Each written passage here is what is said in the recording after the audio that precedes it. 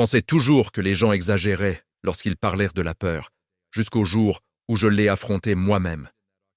Ce qui s'est passé dans cette ville occupée n'était pas seulement un bombardement, c'était une méthode, une manière de nous briser de l'intérieur.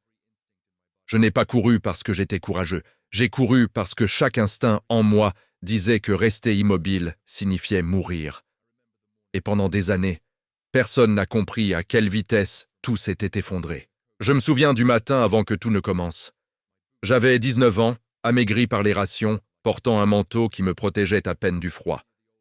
Mes bottes étaient trempées, et la boue s'y accrochait comme un avertissement. Je me tenais près du vieux café de la rue Blanche, faisant semblant que tout était normal. Mais mes mains tremblaient. L'air avait quelque chose d'étrange. J'entendais des moteurs au loin. À cette époque, ce bruit signifiait une seule chose. Le danger approchait. L'occupation avait transformé toute la région en une carte de peur. Chaque rue, chaque maison, chaque ombre avait des règles que nous n'avions jamais choisies. Les civils français marchaient la tête basse.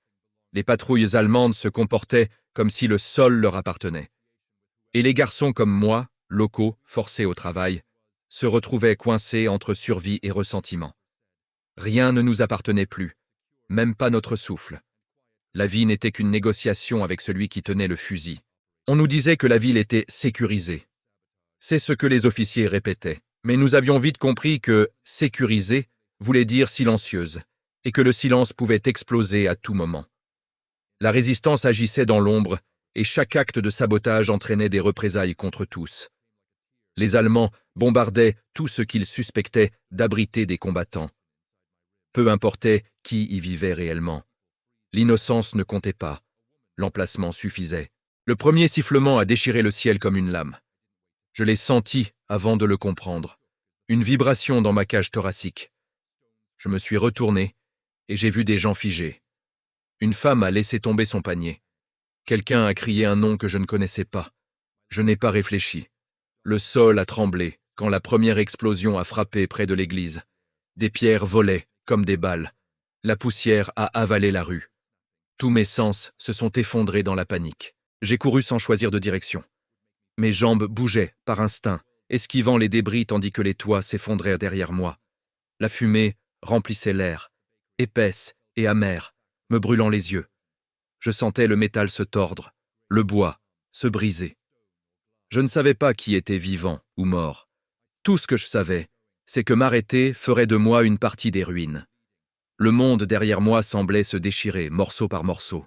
En passant devant la boulangerie, j'ai senti la chaleur d'une deuxième explosion dans mon dos.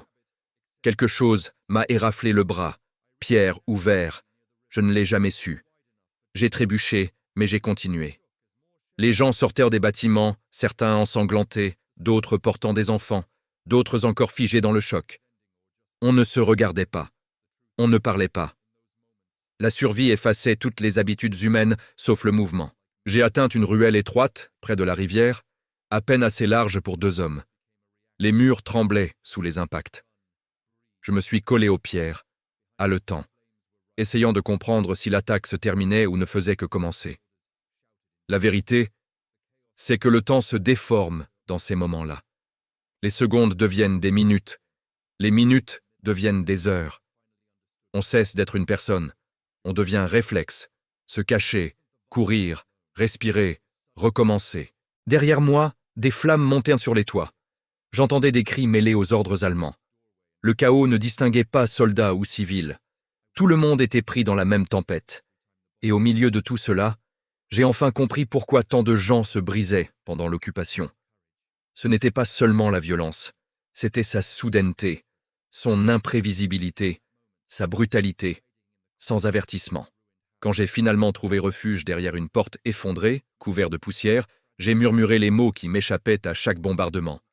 J'ai couru parce qu'il le fallait. Ce n'était pas du courage, c'était un instinct brut, désespéré. Et là, caché dans la pierre fissurée d'une maison en ruine, j'ai réalisé que survivre signifiait accepter notre fragilité absolue. Avant qu'il ne poursuive, le narrateur rappelle aux spectateurs que des récits comme celui de Karl sont rares, des fragments fragiles d'un passé que beaucoup n'entendront jamais. Pour soutenir ces témoignages, il suggère de s'abonner, aimer et commenter, afin de préserver ces voix oubliées. Quand les bombardements ont enfin ralenti, je ne me suis pas levé tout de suite. Mes oreilles bourdonnaient d'un sifflement aigu qui recouvrait tout. La poussière flottait dans l'air comme de la cendre. Le monde me semblait entièrement gris. Mes mains tremblaient, et même si les explosions avaient cessé, mon corps refusait de le croire. Je me suis forcé à ramper hors de l'abri effondré. Dehors, la rue était méconnaissable. Le café où j'étais debout quelques minutes plus tôt était à moitié détruit, les flammes dévorant la façade. Le clocher de l'église gisait au sol, brisé comme un os fracturé. J'ai vu un vélo écrasé, une chaussure d'enfant. La fumée enveloppait tout, douce mais suffocante. Je compris à quel point j'avais frôlé la disparition. Les gens sortaient lentement, visage couvert de poussière, regard perdu, mouvements hésitants. Certains pleuraient, d'autres cherchaient quelqu'un, d'autres restaient immobiles. Je cherchais un visage connu, mais la plupart avaient fui pendant le chaos. Un homme criait des noms dans la fumée, espérant une réponse. Rien. Une douleur lourde s'est installée en moi, bien plus que la fatigue. La ville n'était plus une ville, c'était une blessure. Les soldats allemands arrivèrent peu après, armes levées, criant des ordres que nous n'arrivions pas à comprendre. Ils n'étaient pas là pour aider. Ils ne l'étaient jamais. Ils voulèrent du contrôle, de l'obéissance. Quiconque hésitait était bousculé. L'un d'eux m'a forcé à me lever. Mes jambes tremblaient. Il m'a regardé poussiéreux puis s'est détourné. Pour lui, je n'étais qu'un civil de plus à intimider. Plus loin, j'entendais des survivants appeler depuis sous les décombres. Nous voulions aider, mais les soldats nous en empêchaient, disant que la zone était trop dangereuse. Ce n'était qu'un prétexte. Ils ne voulaient pas que les civils s'organisent. La peur était un outil de contrôle. Je serrais les poings, impuissant, sachant que désobéir ne sauverait personne. Les heures ont passé avant l'arrivée des secours. La fumée stagnait comme un voile permanent. Assis près de la rivière, je tentais de respirer calmement. Un infirmier a examiné ma blessure et m'a dit que j'étais chanceux. Ce mot sonnait faux. Être vivant ne ressemblait pas à un privilège, c'était un fardeau. La nuit est tombée, éclairant les ruines d'une lueur orange. Le silence pesait plus que les explosions. J'avais 19 ans, mais ce jour-là a gravé quelque chose en moi que le temps ne pourra jamais effacer. Survivre n'était pas héroïque. C'était douloureux, désordonné, souvent injuste. Pendant des années, j'ai évité ce sujet. Les gens veulent des récits nets, des explications claires, des héros. La guerre ne donne rien de tout cela. Elle laisse des fragments, des sons, des odeurs, des visages, des choix impossibles. Je gardais les miens en silence, non par honte, mais parce que je ne savais pas comment les faire comprendre. Aujourd'hui, en racontant ceci, j'espère montrer la vérité derrière mes mots. Je n'ai pas couru parce que j'étais courageux. J'ai couru parce que je n'avais pas d'autre choix. Et quand je dis « j'ai couru parce qu'il le fallait », ce n'est pas dramatique. C'est simplement la vérité la plus brute que je possède. What did you think? Intriguing, right? Watch the video on your screen. I selected it especially for you. See you there.